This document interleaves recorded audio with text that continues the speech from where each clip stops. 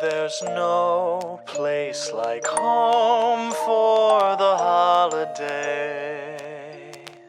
And no matter how far away you roam, if you pine for the sunshine of a friendly gaze, for the holidays you can.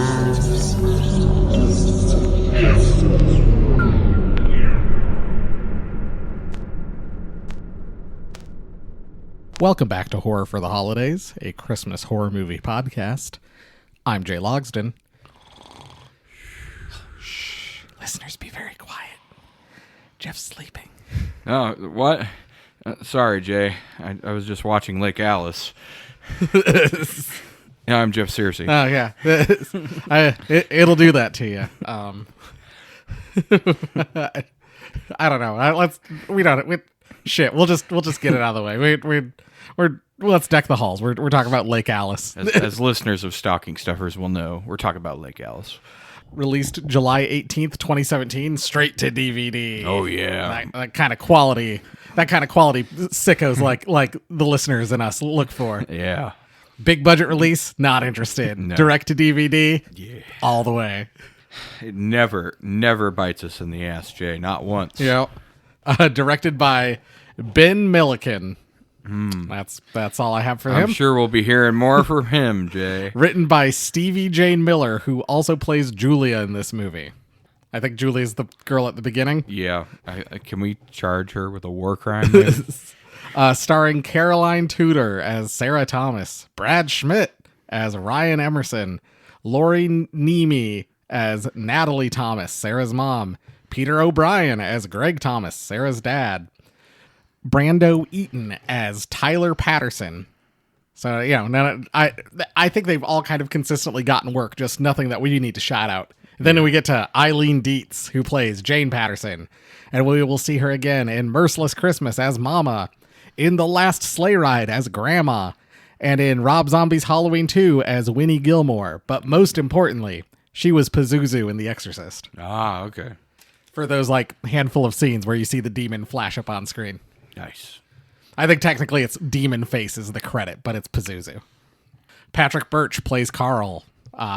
Michael Seamus Wiles is Hank, the sheriff. Craig Reese is Deputy Reed.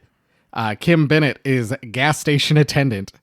Tyler Hurlbert is coffee shop patron. Oh, yeah. He's going places, Jay. James Mahoney as other coffee shop patron. Oh, yeah. This was shot in Tomahawk, Wisconsin. Ooh. It feels like it. It feels like I'm gonna say this again later, but this feels like a small Midwestern. Like they at least were able to capture that. Yes, I was gonna say if they did get one thing right about this, it definitely seemed like winter in Wisconsin. Yep. And like the town, like when they go to the gas station, I'm like, yeah, that's the only gas station in town, or maybe there's one out by like the highway or by the interstate, but that's the one that's in town. They wanted to be authentic, Jay. It should have been a Quick Star. I mean, I do have an issue with the authenticity of this movie, the type of beer. That he gets Leinenkugels. You're in fucking Wisconsin. Really. Get spotted cow, my dude. I was going to say, that really stuck out to me, too. I'm like, isn't Wisconsin, like, famous for liking, like, 3 different kinds of beer? I mean, Leinenkugel is, I believe, a Wisconsin beer. But you're in Wisconsin. You can get Leinenkugels fucking anywhere. Exactly. You know what you can't get anywhere? Fucking spotted cow. Well, Jay's the beer expert, so Yeah. I'll trust him on this. You wouldn't like it, but it's great. Tagline, their first holiday together may be their last. Oh, hey, it's the same tagline on the DVD. Where to watch? You can buy a DVD. You can watch it free on YouTube, which I would recommend to do before you bother buying it. Or you can watch it on Peacock. I believe it's also on Tubi. Yeah. So there you go. There's places to watch it at. But yeah, it's literally ad-free in its entirety on YouTube. People are banging down the door to get the ad revenue on Lake Alice. It's amazing that there's like 4 different versions of it up, and not one has been copyright claimed, Jay. I also think, I think it might have an alternate title, but I don't have proof of that. I saw a few things thrown around where it might have been called The Cabin. Okay. But then people were saying that was too generic, and then I'm like, Yeah, because Lake Alice, that evokes so much more about the plot. I saw like I want to say I saw one that was like cold water or something like or like cold cold water slaughter or something like that. And I was like, but now I can't find that name. So we're just gonna go with Lake Alice. But I swear I at least saw a couple other names. But yeah, I know the dad was on Breaking Bad. The boyfriend was from Dexter, which I guess that counts as star power. I don't know. I mean, that's the thing. A lot of these people consistently have gotten work like over the years, which is impressive. Like I saw a few cast interviews where they were complaining about having to shoot in winter, which I was like, well, you signed up for a Christmas movie, so right, exactly. You signed up to do a Christmas horror movie in Wisconsin. in Wisconsin. Cassie, shut up. Uh-oh.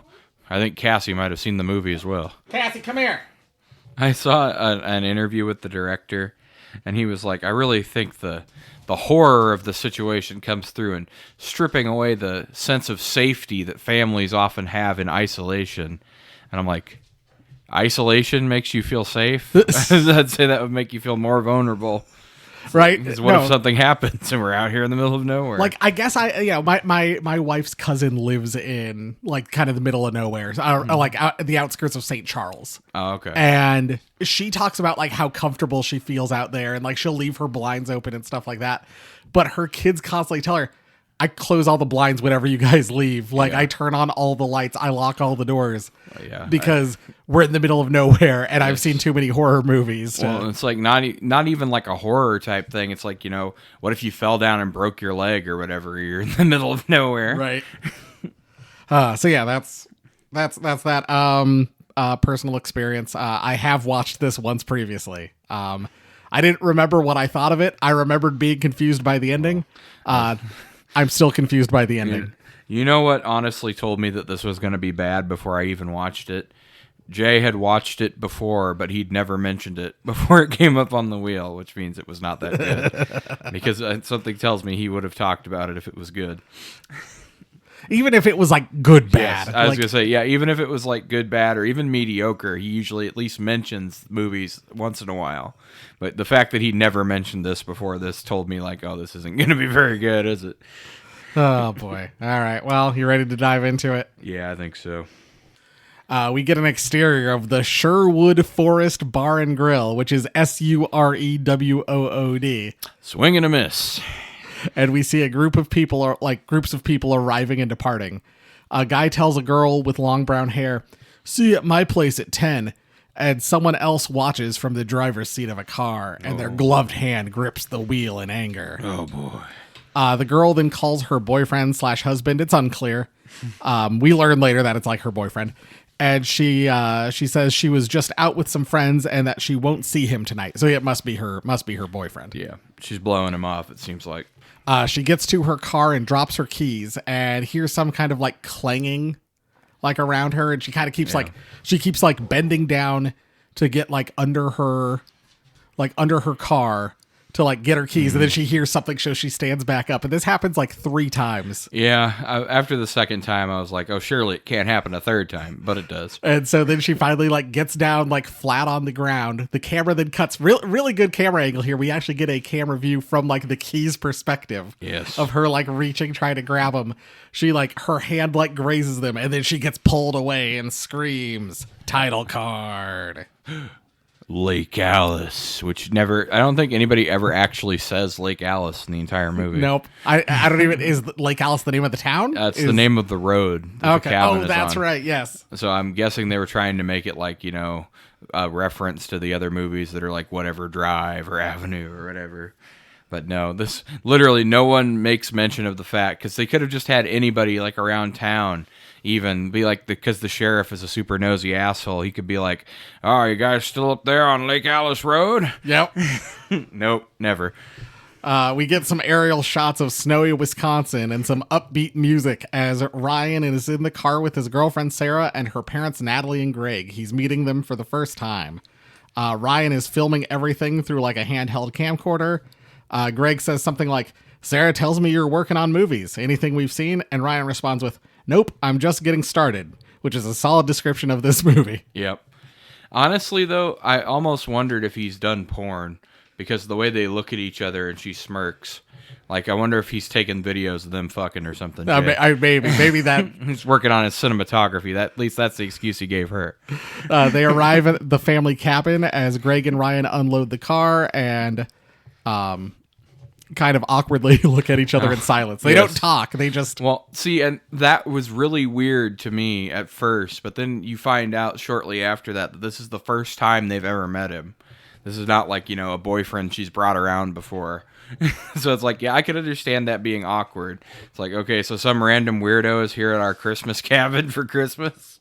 Natalie and Greg leave to go into town. Once they are all settled, Greg gets pulled over by Sheriff Hank, who just ominously talks about wanting to know who's in my town. Passing through my town.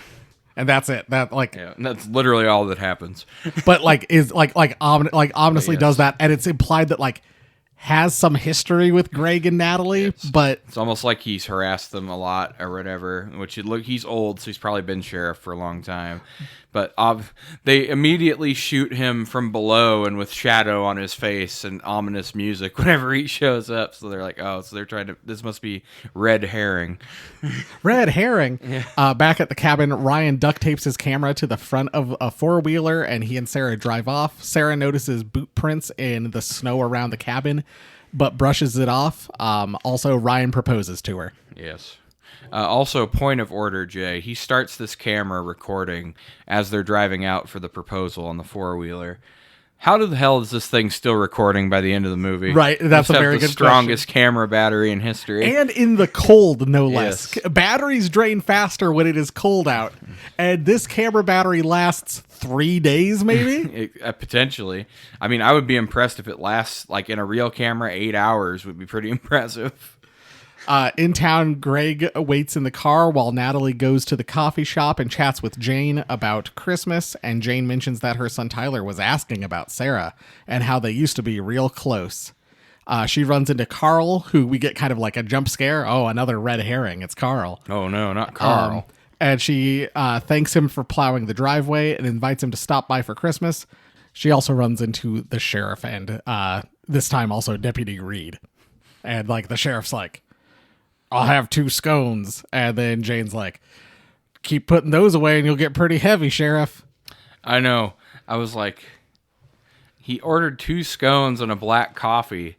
He's a normal-sized man. What the hell is that about? And also there's 2 of them. Yes. Potentially he's sharing with the deputy. Nah, Jay, he's just a fatso. Greg and Natalie arrive back at the cabin where Ryan and Sarah are waiting for them outside because the spare key is missing. Ominous. Sarah reveals the engagement ring to Natalie, who is excited, and Greg acts cold and distant about it. There's a lot of Greg acting cold and distant in this movie. I also want to note that they mention the fact that the key is missing, but nobody reacts. All the moms like, oh, it must be somewhere, and then they never speak of it again. Later on, Tyler and Jane arrive for a visit, and we get an ominous sound effect when Tyler sees Sarah's engagement ring. And he invites her and everyone to a show he is having tomorrow at the local bar. And when they leave, Natalie tells Sarah, Tyler won't be calling you anymore. Mm-hmm. Ryan asks Sarah about Tyler, and she says they've been friends since childhood and hooked up once before she left for California. And Ryan acts real jealous boyfriend about this. Which I still don't understand, because ostensibly these people are both adults, and she didn't tell you about a guy she slept with one summer before she left her hometown.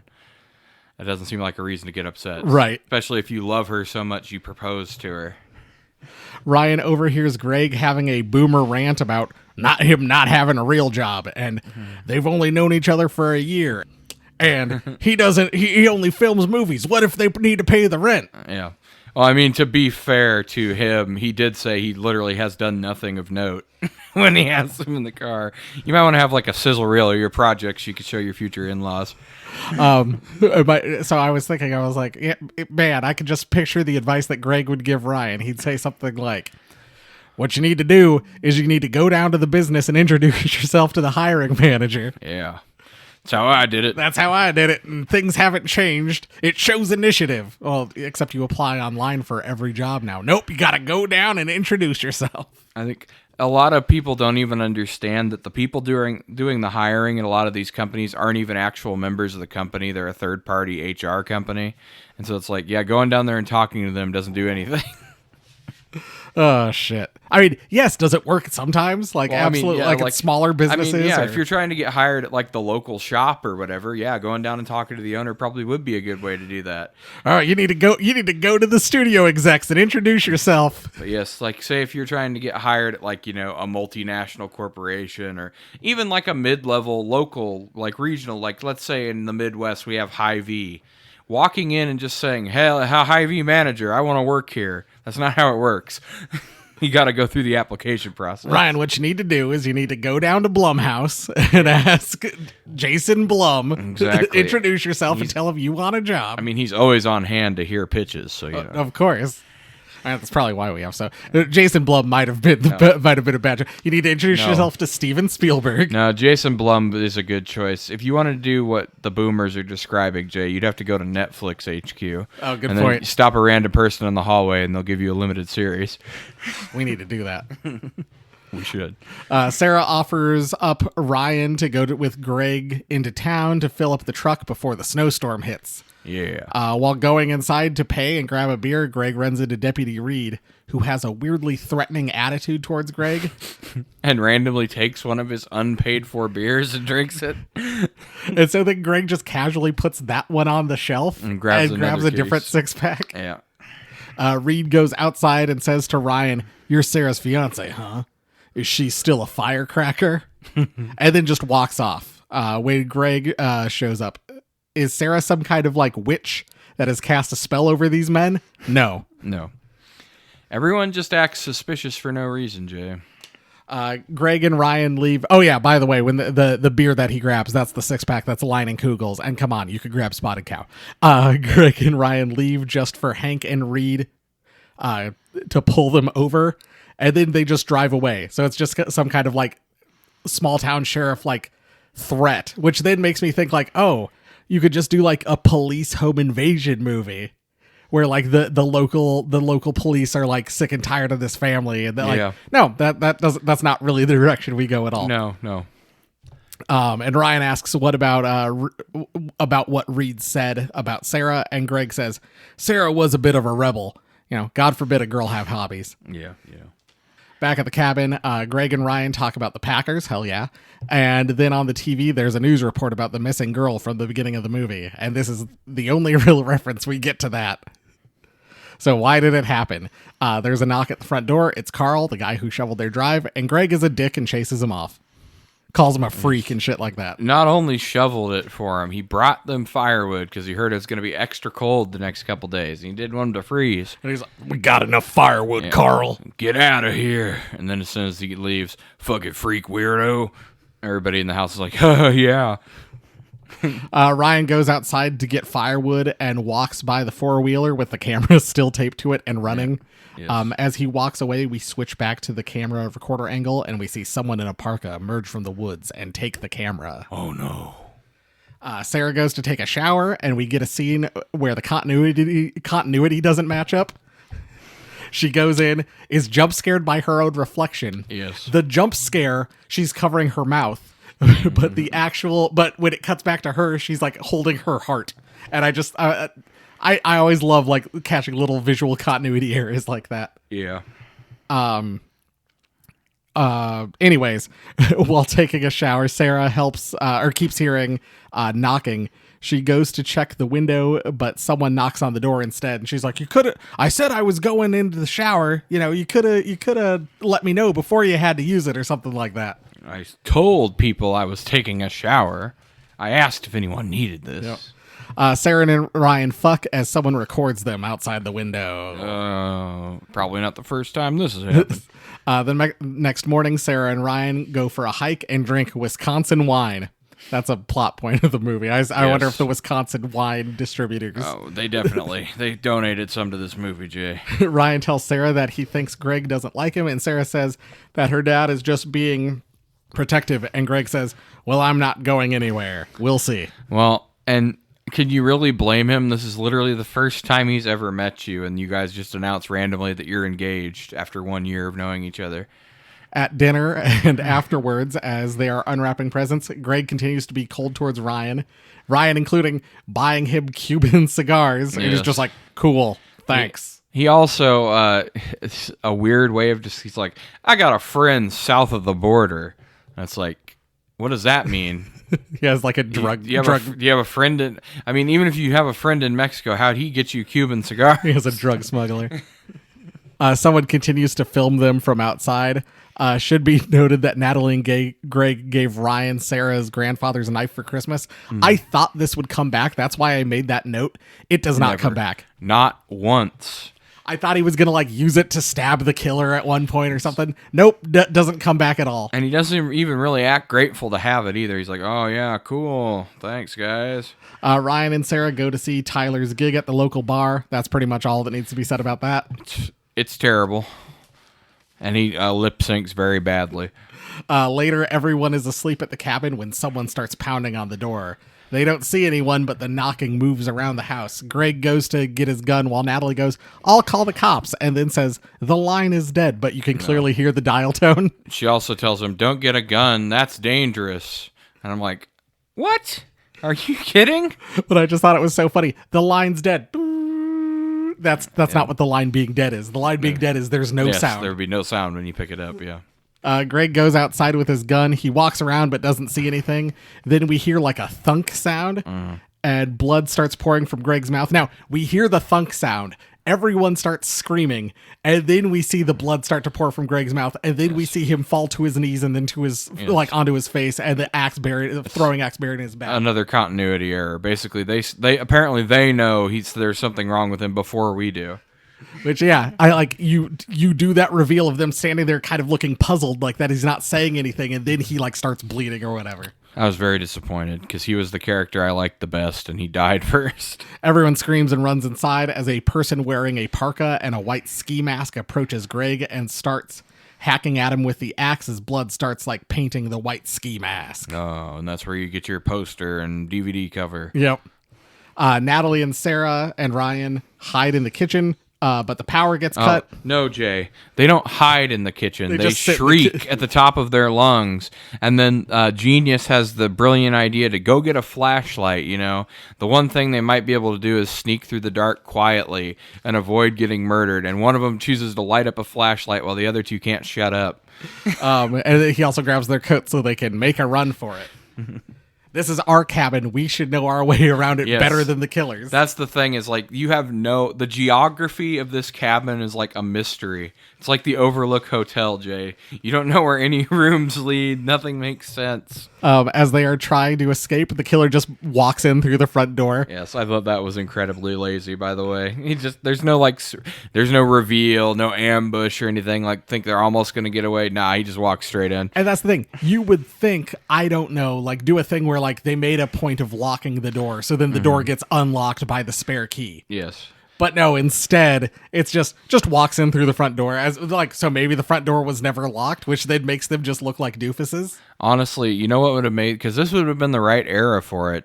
Have some Ring cameras around and have them like be on their phones or whatever, shaking in the kitchen, and then they could see them walk past the cameras or whatever, and they don't know. That'd be a good part to reveal that there's two of them, because there's obviously two of them. Well, there's three of them. Well, no, Jay. There's two of them until one random scene at the end. Well, we'll discuss that, I guess. But yeah, the killer walks in through the front door and just gets pushed to the ground as they run out. Yes. But then somehow everyone gets separated. So threatening. Sarah runs and hides in a duck blind, but Ryan finds her, and then they run off as the camera is recording them. Oh, no. Ryan and Sarah watch as Carl, the guy who plowed their drive, arrives with a gun and goes to investigate just to get inside and get his throat slit by the killer. And the camera records this from inside. So maybe there are three killers because someone was recording them outside, and then there's a killer inside and a killer that. Yes. If you're saying that the third guy is the cameraman for some of these shots, I guess. Yeah. The killer gets in Carl's truck and drives away. Ryan and Sarah find Natalie hiding in the shower. They go to find keys when the killer with a non-bloody face mask or a non-bloody mask walks out, attacks Ryan, and then chases Sarah. Also, Natalie just disappears at this point. We get all three of them. The killer arrives, like pushes Ryan down, chases after Sarah, and then I'm like, wait, where the fuck did the mom go? And I rewound it, and she just is who gone. No one cares. Not even the people who made the movie, Jay. Sarah gets ambushed from behind, and Ryan just finds her flashlight in the snow. Oh. Ryan hears tires screeching and a car crash, and he sees the family's SUV. Inside is Natalie, I think. It is Natalie, but at first I was like, I don't know who that is. Am I supposed to know who this lady is? Yeah, it wasn't made really clear, but yes, apparently she was so scared she crashed the SUV for some reason. And she has a real nasty wound on her head, and this is probably the only gore effect we get in the entire movie. And it wasn't even that great. We cut to Sarah tied up to a pole in the utility room of the cabin as the camera records her, and the killer walks up to her holding a knife and then knocks her out. Ryan walks into the cabin. There's a lot of just walking in and out of the cabin in this movie. They make it feel so unthreatening to move around this place. It's like there's at least 2 killers we know at this point stalking around here, and people just casually stroll in and out. Because like literally, yeah, she gets captured not once but twice, and both times he just walks in and gets her. Ryan finds and unties her, and fireman carries her to the couch where she comes to, and they run away again, but run into Tyler just walking through the woods. Oh, yes. That's not suspicious at all, Jay. He said he was coming to check because he heard gunshots, but then gets stabbed in the back by a killer, and that no one noticed just approach him from behind, and they run off. And it suspiciously never actually shows any stab wound on him, Jay. Crazy. He just falls to the ground. Sarah runs off, and Ryan stays to fight the killer, maybe? I guess. He even tells her to run, but then he doesn't do anything. Yeah. Well, he's not using that pocket knife, I can tell you that, Jay. We see a video camera recording the sheriff getting out of his cruiser and looking at a dead body, and then a killer with a gun knocks him out from behind with the butt of the gun. Sheriff Hank comes to, tied to a tree, and there are 2 killers standing in front of him, one recording him and one just standing there. Menacingly.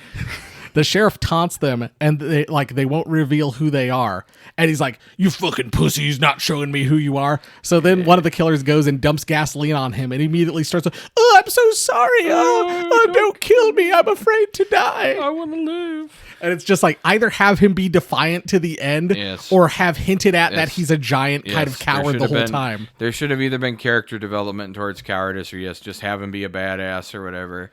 Honestly, that's what I thought he was going to do at first. When he was like, "Oh, please don't kill me," or whatever. I thought he was trying to lure him close so he could like headbutt him or whatever.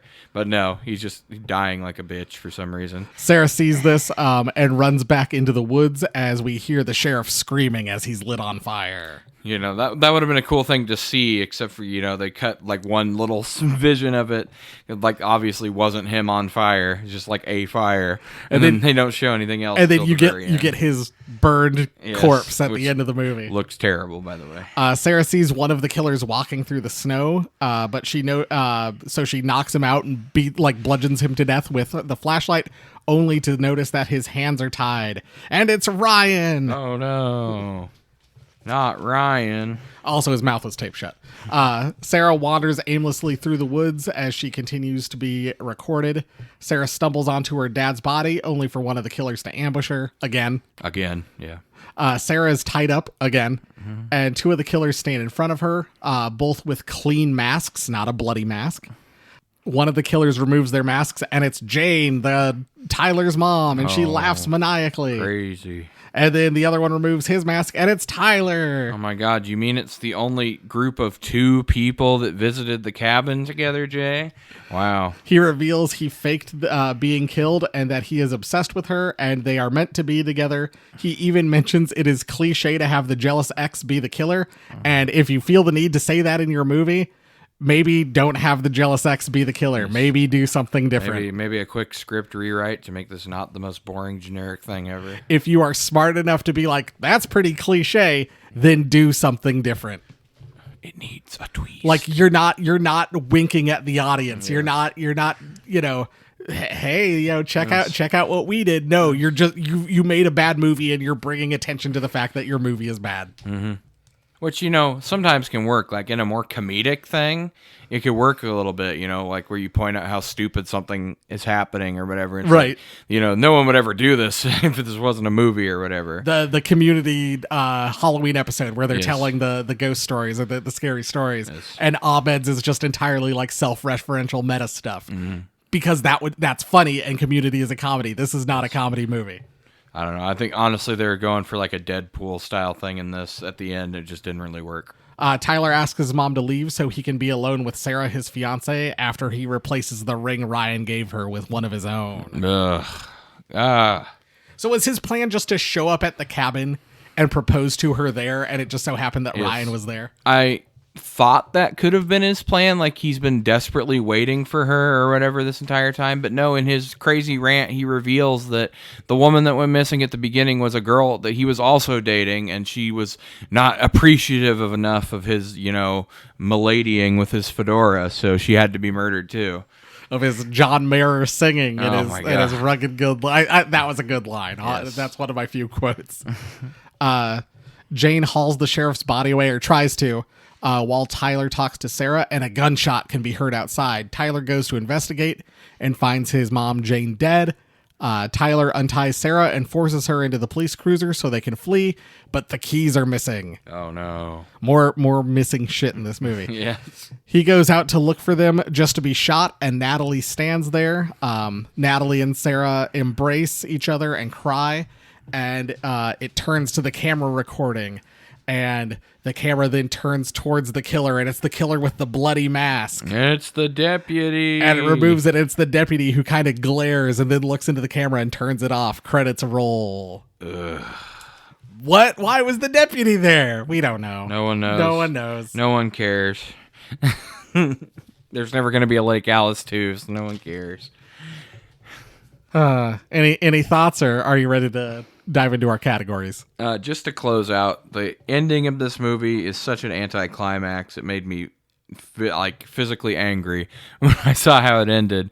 But one thing that sticks out in this movie, it's like very bad, especially if you've actually shot guns or been around guns in real life.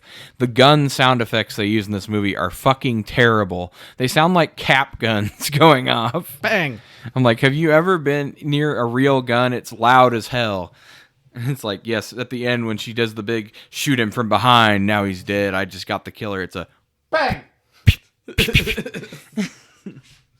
yep, there you go. All right, now let's talk about how not Christmassy this movie is. All Jay. right, sure. Let's start there. Christmas spirit. How Christmassy is the movie? How Christmassy are the kills? Kills, not at all. Not at all. Other than you could say they're wintry. They're wearing I mean, parkas I and guess. ski masks. Yes, it's a guy dressed up in a winter coat. Yeah. But you could not say that's Christmassy. No, there's no creative use of any kind of Christmas decorations for kills or anything like that. Movie barely. Yeah. I mean, There's a Christmas tree Yes. and there are Christmas lights on the front porch. Yes. So the two biggest Christmas things in this movie are, yes, there's some Christmas decorations around, and they open presents. That's it. No other mention of Christmas. No, this is our family Christmas tradition. Nothing like that. But I will say bonus points for having for actually filming on site and having snow on the ground for your Christmas horror movie in Wisconsin. A certain thing that another Christmas horror movie we'll have that takes place in Wisconsin should take a note about when it pops up. I mean, why would you bother shooting in Wisconsin for a Christmas movie if you weren't going to do it in winter? That's the thing. I don't know if this other one is in Wisconsin or if they just mention it's Wisconsin. But but the fact that there's no snow on the ground in the other one makes you go, then why the fuck set it in Wisconsin in the first place? It's a Midwestern state next to the Great Lakes. They have snow from the end of October through April. It'd be pretty weird. I was gonna say the UP I think gets snow every month. On record has gotten snow every month but July, and this is consistently every year. But yeah, Christmas factor low. Want to do quotes? Sure. one of the few good things I found in this movie. I'll do my first one. Yeah, it's her new boyfriend. Well, fiance, I guess.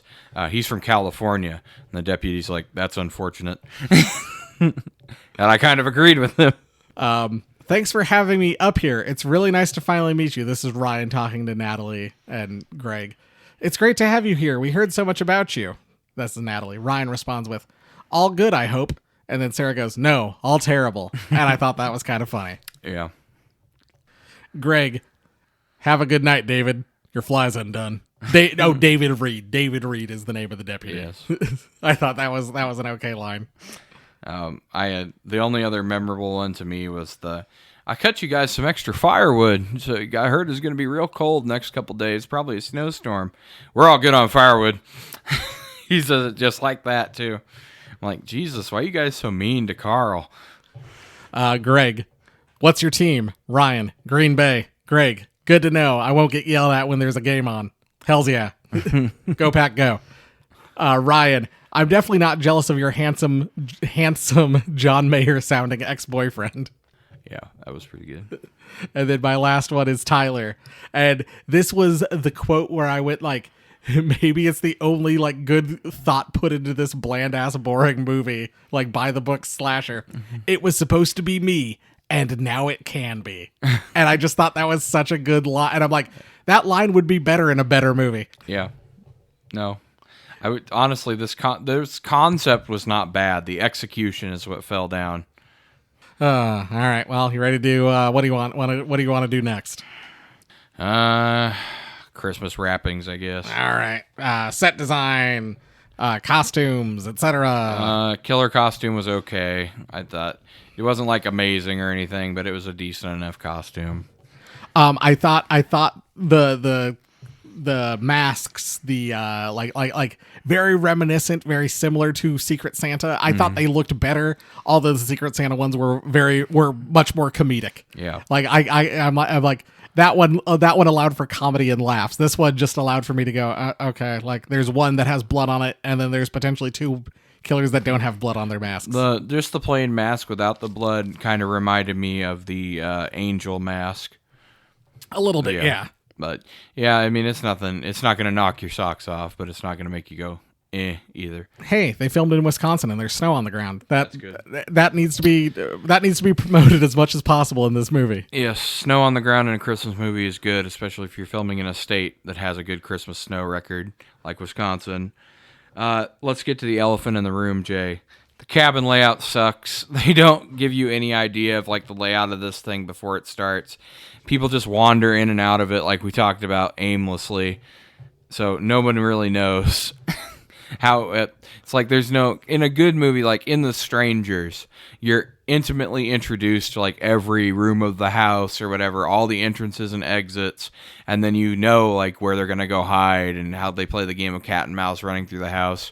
This one you have like absolutely no idea. You know there's a kitchen and a family room and a garage, and that's about it. And you don't know how those rooms connect to each other.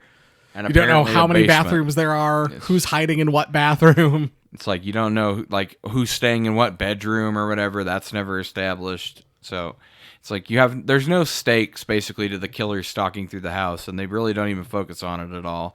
Which to a movie that takes place mainly in one location, to not know the layout of the location is a pretty big flaw. It does feel like small town Midwest. Like yes. a lot of the things, like, you know, you and I both live in big town Midwest, but we've both been to small town Midwest. Yes. And it's like I live in a rural area on the outskirts of Ames, and it's like, yes, I could definitely see this stuff being reminiscent. Like if I go 10 minutes north of me, I'm in a tiny town called Gilbert that gives heavy vibes from this town. Like one coffee shop. There's like I said, maybe one, maybe two gas stations. There's a gas station that's just gas pumps from the ethanol company, and then there's a Casey's, and that's it. Yeah. But yeah. Anything else? Or are you ready to do Broken Bulb, Brilliant Bulb? I talked about the infinite camera battery earlier, but I was like, these are weird.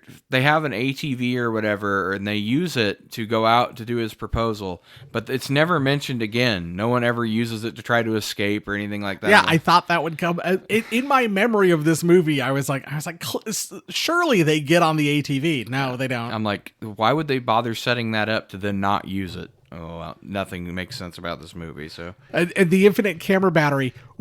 Why are they recording it? Why do they care about any of that? That's why when I don't know if you said that on the air or off the air. thought maybe the boyfriend might be the killer. Yes. And so then you have that this is all being recorded. That's brilliant. That works along with what you're doing. This does not. Yeah. No, it would have been a much better twist if the boyfriend had been the killer.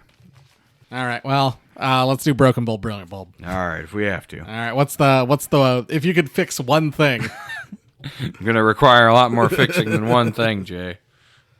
But if I could fix one thing, it would be more development for the killers. Because the killers are essentially absent. This is an hour and 18-minute movie, and the killers don't show up until 50 minutes into the movie. And by that point, you've pretty much lost interest. Because there's no character development for anyone, but it's like there has to be some build-up, some menacing, other than somebody mentioning, oh, hey, the spare key is missing, and then that's all you get. You need to have these people, like, you know, have like talk in town, like there's been some strange disappearances happening lately. You know, your stock, there's a slasher or a monster in the area thing. You know, have like maybe a couple of people have disappeared or whatever, but then have it like maybe the person that disappeared could be one of the killers and they've just like been going off grid, so they're not a suspect. Or, you know, have it been like, have the sheriff, even though he's an asshole or whatever, maybe he's investigating what happened with the girl at the beginning, and you get a little bit of a trail leading. It's like, oh, maybe this guy could be the killer. I don't know. But no, you just get introduced to like 9 people, and then you immediately know it's like, okay, so it's got to be one of these 3. You narrow it down immediately. There's like no development to the killer, and you don't even care. And then when he reveals his motivation, it's dumb. That has to be fixed. For a slasher movie to have a slasher you don't care about, if you don't care about the slasher's motivation and they're not like a supernatural threat like a Michael Myers or even Michael Myers has a motivation, or like a Jason Voorhees. I mean, he's got a general motivation to kill people at the camp he drowned at. It's like these people basically have no established reason for killing people up until the very end of the movie, and then when you find out what it is, it's dumb. And even then, why kill her parents? Like, why do any of this? That makes no sense. Why kill the parents? Why kill the sheriff? The only thing I can think of is maybe the deputy wanted to be sheriff, and so they got rid of him. But you don't figure out he's even a killer until literally the last scene of the movie, so it makes no difference. So I think, this is, my Broken Bulb's pretty much the same as yours. I think the deputy must have had some relationship with Sarah as well. Is she still a firecracker? Mm-hmm. Oh, she was a rebel. Like, clearly, you know, Sarah must have had some relationship with the deputy as well. Again, developing the killers, it would have been good to know that. Have somebody talk about it. But instead it's just like ominously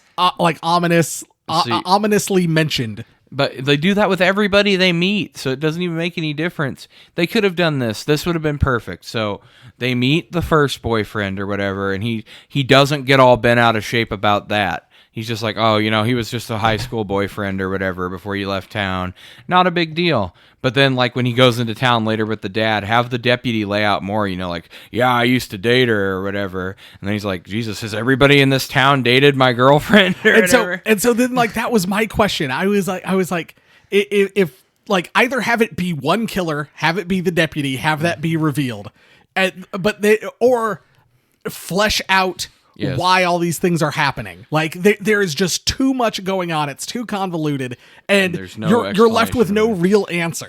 And it's like, why is the mom doing this? There's no answer to that. It's like, oh, you know, my son can't be with this girl that he likes. That's not generally you jump to going into a ski mask and parka and murdering a family. It's like, where was the bridge between those two things? Also, can I ask, like, why is everyone a dick to Greg? Why does Greg hate everybody in the town? Why are they back here if everyone in this town hates everyone? Yes, they act like no one likes them being here, except for the mom or whatever acts like she's happy, but then she scowls when she turns away or whatever. But like, did the mom have a relationship with the sheriff, and that's why the sheriff is mad that they're in town? That's never laid out. Like, no, there's no answer for like why all these people are just assholes to each other for no reason. You know, what was the sheriff and Carl like also like vying for the mom's affections, and Greg won out? It was like a there's something about Mary, like, you know, kind of situation, and she picked Greg over all the other people. You see, Jay, that would make this movie interesting, and you can't do that. and there's like the motivations are just so absent. Yes. It's like you can't care about these characters with the amount of information you give about them. You don't care when these people get killed, and two, you don't care why they're being killed because there's never any explanation given. And it's like in a slasher movie, that is like a huge problem. It's like if I don't care, it's like because even if I hated the characters, that would work, like a Thanksgiving style cast of killables. But you don't even hate these people; you're just indifferent to them because they have no personality. Also, my wife was like, "Wait, so is the implication?" She's like, "Is the implication that Sarah also slept with the sheriff? Is that why the sheriff hates her?" And I'm like, "I don't know. I mean, I don't know. That's as good of an explanation as any." She's obviously slept with at least 2 people in the town. So. Maybe it's just one. I don't know. We're trying to piece this together. Like, throw us a fucking bone here. Yeah, it just doesn't make any sense. All right, Brilliant Bulb. Every movie has one thing that you should be able to praise. Jeff, do you have anything to praise for this movie? Yeah, I found a great thing to praise about it, Jay. It's only 1 hour and 18 minutes long, and then it's over, even though it feels like 3 hours. That was the worst part. Was I was just like. There were multiple times where I'm like, oh, I've got to be making progress. And then I'd like pause it to go do something. And I'd look and I'm like, how do I have 40 minutes left? How do I have 20 minutes left? I mean, I was literally watching it at work and I was too bored of the movie. I was like, I would rather work. My Brilliant Bulb, and I know you kind of disagree. I think all the people were competent enough actors. I don't think any of them were great. But I'm currently in anticipation of watching Final Destination Bloodline. Oh, no. My wife and I are rewatching the Final Destination movies. And we just finished Final Destination 3 the other day, like yesterday. And needs to be said, like, all the Final Destination movies are solid. Final Destination 3 is probably the weakest of the ones so far. I think I think it has 2 very iconic moments, and I think the rest of the movie is pretty weak. But Mary Elizabeth Winstead is the most annoying fucking person in that movie. And I was sitting there, I was like, well, at least we don't have Mary Elizabeth Winstead just doing like the worst fake cry you've ever fucking heard. Yeah. Like, at least the crying sounds kind of like crying, even if it's just 2 people like shrieking at each other. It's still better than Mary Elizabeth Winstead being like, Sydney! Like, just fucking constant. Like, every time she did it, I'm just like, why the fuck does she keep doing this? Like, this is awful. And then I was like, wait, she was in Black Christmas 2006. Does she do that same thing in Black Christmas 2006? I've not gone back to rewatch it, but if I do, I'll leave an update about what happened if she does the weird, like, I can almost guarantee she does. But yeah, I was just literally every time she did it, it just took me out of the movie, and I'm just like, why? Like, why is this the take we're continuing to go with? Is 3 the roller coaster? Yes. Okay. Yeah. No, I tanning bed scene, great. Love the tanning bed kills. The finals, the spoiler alert for people who haven't seen Final Destination 3, the final scene in the subway, awesome. Love that moment. I think that's great. Everything else is pretty fucking bad. Even the roller coaster. There are more interesting things you could do, I think, with a roller coaster killing people. And instead, all it is just people falling out of the roller coaster. And I think you get one person maybe gets split in half, and you get another person impaled on a rail, and that's it. And I'm like, but like, I don't know. I think you could have done more interesting things with the roller coaster kill. Yeah, definitely.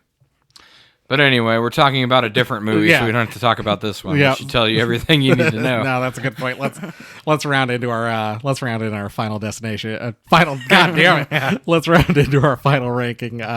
Every episode of Horror for the Holidays, we rate our movie on one of 3 categories. Is it ho ho hilarious? Is it seasonally scary? Or is it you'll be sorry? Jeff, take us away. You will be sorry. This movie does not have anywhere close to enough to redeem it. It's a slasher movie with almost no gore and no slashing until the last 20 minutes of the movie. And by that point, there's been so little character development and so little motivation revealed for the killings that you don't even care what's happening. And you just wish it would be over. And somehow, even though it's only 1 hour and 18 minutes, it feels like a 2.5 hour movie. there's nothing I can recommend about this that you can't get better somewhere else. This is like somebody put into Chat GPT, write me a slasher movie set in Wisconsin at Christmas. And this is what it spit out with all the basic generic tropes. That's what this feels like. This needed probably 2 or 3 rewrites to get to where it should have been shot. I agree. You'll be sorry. I think this had potential to be like a Strangers at Christmas, even though you and I have talked. My idea for Strangers at Christmas would be setting it in a like decked out mall, like outdoor mall for Christmas, as opposed to doing a cabin again. But I think this had the potential to be that. It's not. It's really boring. The motivations are muddled / non-existent. The exterior lighting is on par with the Night of the Comet and To All a Good Night, where like they maybe put like a gel over the top half of the screen so it looks like it's dark out, even though it's clearly the sun shining. The effects / kills are disguised, so you don't even really get to see any gore. The only real gore you get to see is the nasty head wound on the mom. When the action starts, the movie actually slows down. Yes. Which it should be the opposite. It is constantly just people running into and out of the cabin. Just a bad movie. Don't watch. Yeah. There's no reason to watch this. But Jeff, did you stop to think that maybe we're wrong? Apparently we must be, Jay. Yeah, we're idiots. I didn't have any problem finding glowing endorsements of this movie. Yeah, it's closed for Christmas. Oh boy, I've been dreading this. You want to start or me? I said to you, I was like, there's no way there are good reviews of this movie. Cause like on initial searches, I went, oh, like I didn't see anything good. It was just people being like, what the fuck is this movie? And you're like, oh no, they're out there. And I went and looked, and sure enough, they are. Oh, you starting or me? Yeah, I'll start. Okay. A horror slasher and mystery film that surpassed all of my expectations. 10 out of 10. This is from IMDb. Low expectations, I guess. Lake Alice is a slasher and mystery movie. About a young couple and the girl's parents who go up to their cottage for Christmas. But once 2 serial killers start killing the family, questions get raised. And who are these killers, and who, if any, survive? This horror film surpassed ever expectation I had for it. I watched this one with super low expectations because on Tubi, there have been a lot of horror films that are currently being crowdfunded that absolutely suck. I'm not saying all of them suck, but at least 95% of them do. As of right now in 2023, anyone with a camcorder and a bunch of friends can call themselves a filmmaker. But this horror movie is a diamond in the rough. The fact that I found this on Tubi really surprised and shocked me because it's done very professionally. Great cinematography, amazing acting, and the special effects are very realistic. Oh my god. And both the movie script and the directing is spot on. This is a golden horror, slasher, and mystery film. I don't think many people have seen this one, and that's a shame. Most horror fans aren't movie buff / film buffs, so they have extremely low standards for horror films these days. This one needs a sequel, and I'm not kidding. This is how horror movies should be made. Just like with the Scream movies. There's the guessing game of who the killers are, and I really enjoyed that element. This horror movie is brutal, savage, and very grisly, bloody, and gory for a rating of TV-14 on Tubi. I strongly recommend this movie. There's a lot of great scenes, and the first kill is awesome in this movie. No, it's not. No, it's lame. It's super lame. I don't even know what... Is she saying the first kill is Greg? Which, no. Or is she saying that it's Julie at the beginning of the movie? Which also no. Awesome. She just gets dragged away. As is awesome in this movie, as is the rest of the film. Written by Bailey Gianni, and then in parentheses, she put film buff, cinephile, and online film critic. Bailey, someone needs to... I'd say, Bailey, I think somebody missed tag on your post. It should have been, and also recipient of a lobotomy. Like, you felt the need to put your own name on this. Like, this, you're opening yourself up to ridicule with the review. You're like posting this. it on a public website with your name, so I mean, no, just no to that entire thing. None of that is true. Don't believe that if you try to watch this movie. The one thing that is true, the one thing I will give it, is that there are a lot of badly made, poorly made, crowdfunded movies out there. Yes. There's also a lot of good ones. I was going to say, low expectations because Tubi. There's some great movies on Tubi. It's got nothing. Tubi is not like a mark of bad quality. They have like blockbuster movies on there. And they also have like good, solid, like diamonds in the rough. Yes, they've got tons of good indie stuff. You just got to know how to find it. Which I'm a self-proclaimed cinephile and movie connoisseur. I should know how to do. Well, Jeff, you know us as horror fans slash film buffs, so we have extremely low standards for horror movies. You're right. That's why Sinners is being like universally praised right now. All right, Jay. Or The Substance last year. Yeah, true. Very true. Go ahead. 10 out of 10. Despite being a lesser-known entry in the horror thriller genre, now we're stretching it, Lake Alice stands out as a taut, psychologically driven slasher. I wouldn't say taut. I guess if you look at the runtime, sure. But that excels in tension, atmosphere, and character-driven dread. It may have flown under the radar, but this indie gem earns a perfect score for its ability to take a familiar setting and turn it into something disturbingly intimate, emotionally compelling, and relentlessly unnerving. And just in case you thought you were getting out of this with one paragraph, Jay, this is broken down by category, and it's like 2 pages long. Oh, Jesus, fuck. So strap in. Atmosphere and setting. Set in a snowy, isolated Wisconsin cabin, Lake Alice establishes a suffocating atmosphere from the first frame. The wintry, I guess I didn't find it suffocating because I live in a similar place. The wintry landscape is both beautiful and desolate, but it's not at all. It's literally the first scene is them in a parking lot of a bar and grill, and there are people walking in and out. It's not desolate. Even the cabin literally has neighbors. Whatever. Yes, wintry landscape. The wintry landscape functions as a silent antagonist throughout the film. No, it doesn't. Cinematographer Sean Hart makes excellent use of long static shots and chilling stillness, basically saying the movie is boring, creating an overwhelming sense of surveillance, as though something unseen is always watching. I think I said to you off the air, but I'll say it here.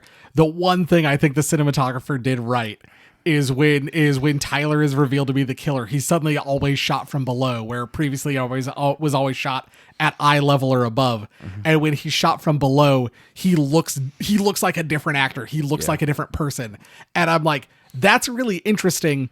I don't believe you did that on purpose based off of everything else I've seen in this movie. There's like a 0% chance of that being on purpose. The environment isn't just a backdrop, Jay. It's part of the film's psychological assault. No, it isn't. Literally, it doesn't matter that it snowed out. No one talks about being cold or getting hypothermia.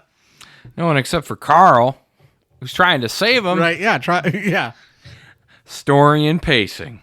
The narrative begins with an unassuming family holiday.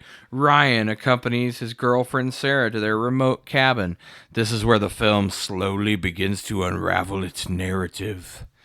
What appears at first to be a domestic drama, complete with overprotective parents and awkward interactions, evolves into a harrowing descent into fear and paranoia. Lake Alice flips the conventional slasher formula on its head. Instead of rushing to violence, it builds dread incrementally, allowing each character's raw vulnerabilities to be exposed. And when the killing finally begins, they're brutal and unflinching, but they feel earned through psychological groundwork rather than cheap shocks. Literally, this movie has constant jump scares. But where Lake Alice truly excels is its characters, Jay. Unlike many horror films that reduce people to archetypes, this film gives us individuals with believable flaws and motivations. Michael Seamus Wiles delivers a standout performance as Greg Thomas, the protective father whose suspicion of his daughter's boyfriend is both overbearing and deeply human. Well, I will say he probably did give the best performance in the movie. Brandon Eaton plays Ryan with nuance. He's sympathetic, awkward, and perhaps hiding something. It would have been cool if he was hiding something. His psychological arc is the biggest bite in the film. Every relationship in this film feels lived in, and that realism makes the unfolding horror all the more effective. Beneath the surface, Lake Alice explores control, fear of outsiders, and the disintegration of perceived safety. This film taps into primal human fear. Needs to be said real fast. Michael Seamus Wiles is the sheriff. Well, can't win them all, Jay.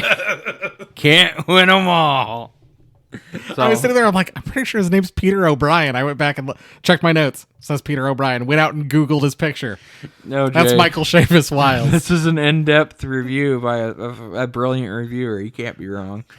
Anyway, the direction is restrained but razor sharp. Anyway, we're skipping to the final verdict. I'm tired of this. Lake Alice is a slow-burning, emotionally intelligent horror film that delivers on every front. It combines the quiet paranoia of the lodge with the brutal finality of the strangers, all while maintaining a uniquely intimate tone. It doesn't rely on cheap scares or gore for shock value.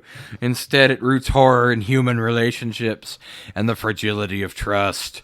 For horror fans who crave substance over screams, Lake Alice is an underappreciated masterpiece. It's haunting, gripping, lingering in your mind long after the snow has melted. A chilling, character-driven horror triumph. Ugh, God. Wow. I'm gonna die. I guess sniffing his own farts. Well, he doesn't even remember what actor played what character, so there's that. 8 out of 10. For an in the woods slasher, this is much smarter than your average bear. Yes, the people who keep running in and out of the cabin. Oh yeah, they're geniuses, Jay. For every 300 horror stories filmed, there may be one which is worth your time and attention. Look no further. I mean, I think you could say that pretty much about movies in general, but This movie was riveting and extremely well acted. The cast were obviously committed to their roles, and the script, direction, and photography was first class. 45 minutes cruised by before the first victim fell, which is fine because it gives the audience 45 minutes to enjoy the tableau. oh my god. It also creates 45 minutes to establish the character and no fewer than 5 suspects, one of who we imagine will be the eventual killer. There are like 3 suspects, and there's a pair And they're of all them. the killer? Yes. I don't ever reveal spoilers. Suffice to say, the ending is a surprise and ultimately a gratifying conclusion. No, it isn't. I'm calling this right now. This guy didn't even watch this.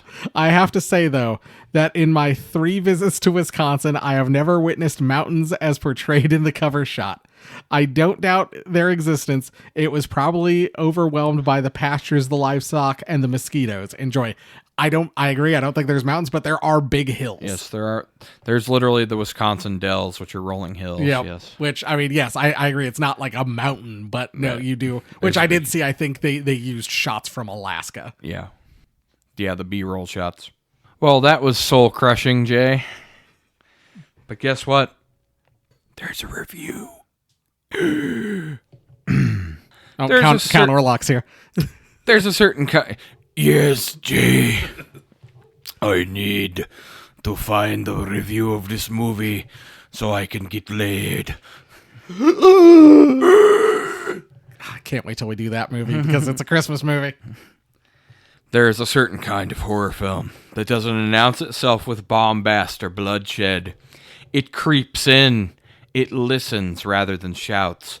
It observes its characters not as victims to be, but as people who carry the quiet burden of secrets, fear, and fraying emotional threads.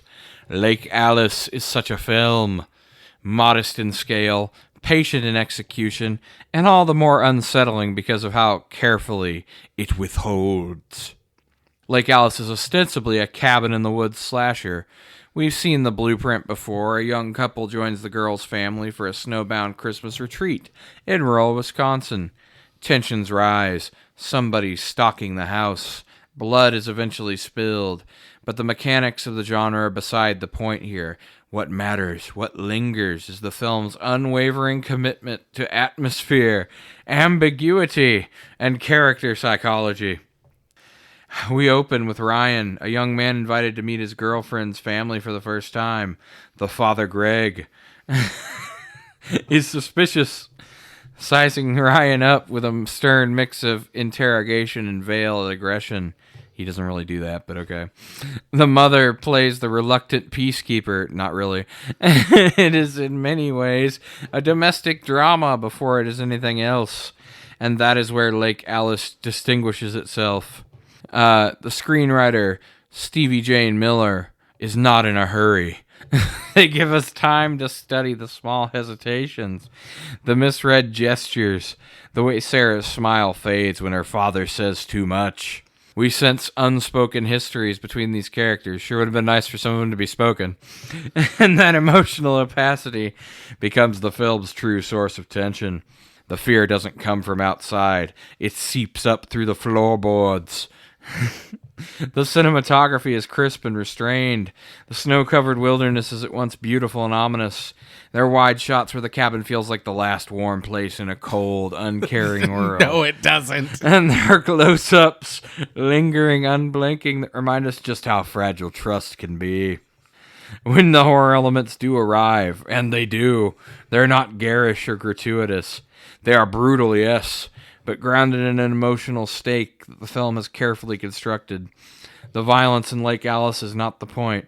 That's kind of a problem if you're in a slasher movie. Yep.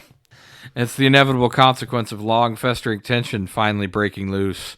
The final act is savage, sorrowful, and shot through with a terrible clarity. To describe the ending, I'm convinced none of these people have watched this movie. To describe Seems the that way. ending would spoil what makes the film so powerful. Suffice it to say that Lake Alice leaves us not with triumph or closure, but with silence. The kind of silence that demands reflection. There will be viewers who dismiss this film as too slow, too ambiguous, too boring, not really a slasher movie. Shit. They know, Got us. it's us. But I believe Lake Alice is a masterclass in minimalist horror. I love how in the last 5 years, every piece of shit now is called minimalist. You see, Jay, I made a minimalist movie, which means I didn't really make one at all, but I get credit for it. I'm gonna make this a blah blah blah a minimalist podcast. I'm just not gonna release it. Yeah. No, we release an episode, but it's just 50 minutes of dead air. How about an hour and 18 minutes and like 30 seconds of dead air? No, Jay, it's an hour and 18 minutes of dead air, and then the last 30 seconds I come on and go, "This has been a commentary on society." And then it ends. Okay, it knows that true fear resides not in monsters or masks, but in what people think we know best, in the eyes across the dinner table, in the things we don't say when the snow begins to fall. A chilling, understated triumph. See, I think you could have done something interesting You could with have. that. But this didn't do that. But then make it don't make it a slasher movie. Instead, have it be like the family's growing paranoia Yeah. or something. No. Instead, it's Yeah. this. You know what movie does the things that these people are describing? The Leech. Yep. No, exactly. All right, here's my last one. 7 out of 10. Well, I liked it. I love horror, and I love whodunits. Becoming a 50-something grandma has not changed my preference for good horror. My favorites are The Witch in the Window, best horror ever made, Terrified, which I think is an Argentine film, Dark Was the Night, Don't Look Now from 1973 with Donald Sutherland, The Witch, which I assume is the Vivitch, Caveat, and most of James Wan. This film is far from those. Here's my favorites. This movie's nothing like that. 7 out of 10. However, it is by no means bad. In fact, I found it quite good. The actors are fine. The scenery, suspense, the cold weather, the Christmas theme, the build-up, the killings, the twist, the lovely cabin. I liked all of it. I will say, I mean, none of that's right, but the Christmas theme, there's barely any fucking Christmas in this goddamn movie. Yeah. No annoying teens. Which, okay, sure, I'll give you that. Yes, it's annoying 20-somethings instead. Which, once again, but I love the annoying teens because I want to watch them get killed. Exactly. No plot holes. Yeah, okay. Likeable main characters. I want them to survive, and I care about them. Oh. Especially one scene, which has to do with mistaken identity, was heartbreaking to watch. Was it? I thought that was the funniest part of the movie. No, it's not. And we've seen that scene. We literally saw that scene a month ago in Slaughter High, where she where she thinks she killed the jester, what fucking big hog dude. Yeah. And instead she killed like the her boyfriend or whatever. Yep. No, it's not brilliant, but it is decent. I'd rather watch this than a Snorefest like Saint Maud, a movie people loved, or Amulet, which I've not heard of. So there you go. There's my last review. That sounds more like a 5 out of 10, not a 7 out of 10, but whatever. Oh, Jay, I found a masterful review that was written on a break. I don't know how I would know that, but it was written on a break. The Ghost of Roger Ebert. Have you heard of this reviewer, Jay? I've heard he's insanely handsome and has a huge hog. Just like the guy from Slaughter High. Yeah. 0 out of 10. Where's the beef? Lake Alice bills itself as a horror thriller, but it's more accurately described as 80 minutes of dead air wrapped in a paper-thin plot, with characters so bland they make cardboard look charismatic. With no tension, no coherence, and no reason to care, this film manages to waste a promising setting, a decent cast, and the viewer's time in equal measure. The movie opens with a young couple joining their family for a Christmas holiday in a snowy cabin. You think that would lead somewhere. Surprise, it doesn't. There's no story. It's just awkward family conversations, stilted attempts at conflict that go nowhere, and long stretches of nothing happening. When the horror finally arrives very late, it's rushed, nonsensical, and devoid of any emotional impact. The film pretends to try to build suspense, but it's all misdirection with no payoff. Even the twist, if you could call it that, feels like it was pulled out of a hat at the last minute. It's the narrative equivalent of wandering through a dark forest for an hour, only to fall into a shallow ditch and break your neck. Every character in Lake Alice feels like a stock photo of a human being. The protective dad is the usual cliche. There's the awkward boyfriend with all the emotional range of a park bench. The daughter reduced to a blank-faced scream machine as soon as the horror finally starts. And the supporting characters, they just kind of wander in, almost like they came from another movie. Dialogue is unnatural and forced. Any attempt at character development is drowned in silence or meaningless small talk. You don't root for anyone. There's no chemistry, no tension, just lots of eye-rolling awkwardness. The pacing is abysmal. The first 45 minutes are filled with long, dull shots of nothing happening. Tension never builds, it stagnates. When the violence suddenly kicks in, it's sloppy and incoherent. It's like the filmmakers realized they only had 20 minutes left, and they're like, oh yeah, this is supposed to be a slasher movie. The bizarre mix of glacial pacing and rush payoffs, and the result is frustrating at best and maddening at worst. My final verdict: Lake Alice is the cinematic equivalent of watching paint dry. If the paint was also whispering a bad mystery story while occasionally screaming in your ear for no reason. It's a film that promises horror and delivers boredom. It squanders every opportunity it has with poor writing, mediocre to lifeless performances, and the kind of direction that feels like it was done from a safe distance. Even die-hard horror fans will struggle to find value in this. There's no catharsis, no creativity, and no reward for enduring the painfully dull setup. If you make it to the end, it won't be because you were engaged. It will be because you were too stunned to reach for the remote. A joyless, empty exercise in how not to make a horror movie. Yeah. Also, Slaughter High. Man, I think Jeff, I don't think we've taken our victory lap. I don't think we have. We released our Slaughter High episode. Very next day, they announced a Slaughter High novel coming out next year. Well, Jay, I think it's about time people realize that the horror community takes its cues from this podcast. 3 different people sent me that Slaughter High was getting a book the day after we released the episode, and I'm like, yep. we moved the needle. We clearly have pull. Yes. Let's just say we're a podcast with weight, Jay. There's a lot of that. We throw that around quite a bit. Jeff, let's take our villains and stick them on our naughty list, right down at the bottom where they belong. Yes. This is a Terrence Shade from Barricade level villain. Chris Massacre. We talked about that a little bit. I think these people would get dog walked by the people from Chris Massacre. Oh, easily. No, I'm fine with putting him below them. Yeah, like I think you said to me, Terrence Shade could probably kill a couple of them. Yeah. And I agree. I think maybe one of them might kill him, but No, otherwise yes. the other No, two would yeah. get killed by The him. only reason they would beat him is because it would be 3-on-1. So just because of that, they are right above him. Now, if Brooklyn Santa and his accomplice were in this thing, they would have slaughtered these clowns. Yeah, like it's so fucking bad. Oh my God, could you imagine turning the man himself loose on these? Our patron saint would Absolute muppets. they would just be like piles of like ground beef like on the ground. Just Simon Phillips's power level just destroying them as he powers up. Of course. That's when he chugs a whole fifth of whiskey at once. All right. Well, Jeff, it's time for a little bit of this. Garbage day! Huh? No!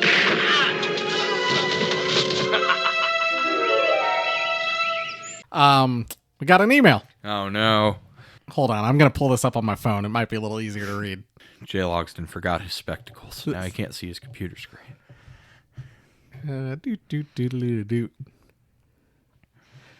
Titled the new studio. If you haven't got a chance, go out to TikTok or Instagram, and I posted a little video of the studio with the fog music because I mean, fuck yeah, the fog. Yeah.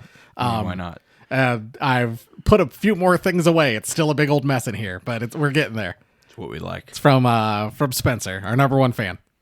Hey Jay and Jeff, I wanted to be the first email read in the new studio. The film on Instagram looks amazing, but get an air conditioner in there so you guys are comfortable. Kicking off the return episode with Christmas Bloody Christmas was a great idea. The wheel chose well, and I can't wait to hear what you guys review in the future. The Google and Reddit reviews are hilarious, and your reactions to them actually make me laugh while I'm driving. There are a lot of horror movies coming out soon, and two in particular look awesome. Dangerous Animals, and of course, M3gan 2.0, which has the potential to be one of the best horror comedies in recent years. This weekend in New Jersey is Chiller Theater, where we met up last year, and I definitely want to head to Des Moines for a convention sometime in the future so we can hang out again. I just joined a Facebook group called Horror Movie Addicts, and I tried twice so far to get a picture of your card posted, but they wouldn't approve it. Finally, I got them to post a Black Christmas picture and then lauded you guys in the comment section. Hopefully this will bring more Christmas horror movie fans to your podcast. I'm not giving up on the card though, because your logo rocks. Good luck in the new studio and get that P.O. box going so I can send you some horrible tasting expired snacks to torment Jeff with. Just kidding. But seriously, get the P.O. box so you can do an audio only unboxing episode or segment. Your number one fan, Spencer. And that's why, see, that kind of legwork is why Spencer continues to be the number one fan. I don't get emails from anybody else that listens to this damn show talking about promoting us on other pages. Right. Yeah. Get out there, listeners. Yeah, fucking listeners. Or don't. I mean, we're lazy fucks too. No, Jay, they need to work. But, Jeff, if you thought you'd get off that easily. Oh, no. Oh, here I was, dropping my guard because there was an email this time. But yes, it would be nice to be able to meet up with you, Spencer. Some Gio Guacamole Doritos. No. Aren't these... God, why? These are supposed to be tariff, Jay. There's only one place guacamole comes from. We all know. And some my...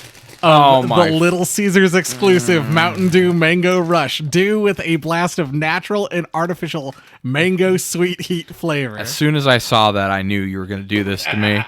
I knew this was coming.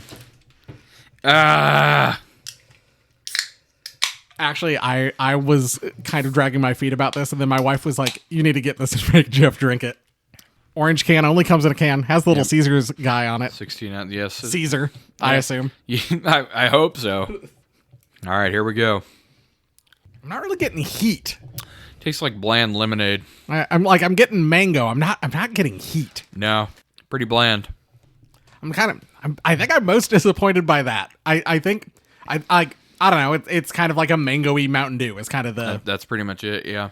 There's once again Barntown. I was gonna say there's a local bar. I've dropped it by name before on this spot. Barntown does a spicy pickle beer. Fucking delicious and tastes like you're drinking like spicy pickle brine. You tried the peach and chong? I have. That one's pretty solid. I like that one. And I was like, oh, this one will be hot. This will kind of be like that, a spicy kind of soda. No, it just tastes like Nothing. like Mountain Dew. It tastes like you put some seltzer water in a can in the same room as a mango. Man, I was really hoping for that heat to come through. Maybe there's a little bit like right at the end, but it's not that apparent. Yeah, I definitely wouldn't call it sweet heat. All right, well, Dorito guacamole, Guacamole. the perfect pairing with Mountain Dew. So that's why I grabbed the. Good. Enjoy the zesty bite of Doritos. Doritos chips with a refreshing citrus kick of Mountain Dew for a bold summer pairing. Bold. Remember when Doritos ads were, you're bold, but are you daring? Yes, that's what screams bold to me, Jay, is two fat guys drinking Mountain Dew and eating guacamole Doritos. In a room surrounded by physical media. We're bold, Jay. Doritos says so. You need to post that as an endorsement on our Instagram. Like, Doritos says this podcast is bold with crisp flavor. I'm gonna take a picture. You know, I mean, I don't think these are bad Doritos. No. I don't really think it's guacamole, so I never think guacamole has, like, avocados don't really taste like much. And so, like, guacamole tastes like tomatoes and onions and cilantro and lime because the rest of it is all avocado. And I will say, these are decent Doritos, except they don't really taste like much because they're supposed to taste like guacamole. Yeah. About the same conclusion. Not bad, but nothing really to say. Like, I don't think I would reach for these, but I wouldn't, like, if someone was like, oh, all I got is guacamole Doritos, I wouldn't be like, well, I'm not going to eat that. Like, no, they're good. Like, but they're nothing special. Good enough. I mean, they're better than the Dew. I'll give it that. Oh, God. He was reaching for the cooler. I thought he had something else in there for a second. That's it. I'm trying to ration our way through the summer as best I can. Because then soon I'll have to start stockpiling for the Spooktacular. Yes. Hashtag stockpiling for the Spooktacular. Well, first you need to hashtag our Hot Boy Summer. Oh, yeah. Hot boy, fat boy summer. That's it. There we go. We were planning on doing a summer special anyway, Jay. We just call it Fat Boy Summer. Yeah, you know what? Might as well. We'll do Frogman. Why not? Yeah. We'll do Fat Boy Summer. We can even do just like, it's Fat Boy Summer. We'll do like 3 weeks in like July or whatever. They're like summer themed movies. But one of them's Frogman, which I don't think... We just want to watch Frogman. Yeah, we're watching Frogman. For Fat Boy Summer. All right. Well, you heard that here first. I guess that's what we're doing. Yeah. At some point in like June or July. Send some shirtless pics to the gram. Fat Boy Summer. Oh, boy. People will love that. Dorito crumbs all over myself.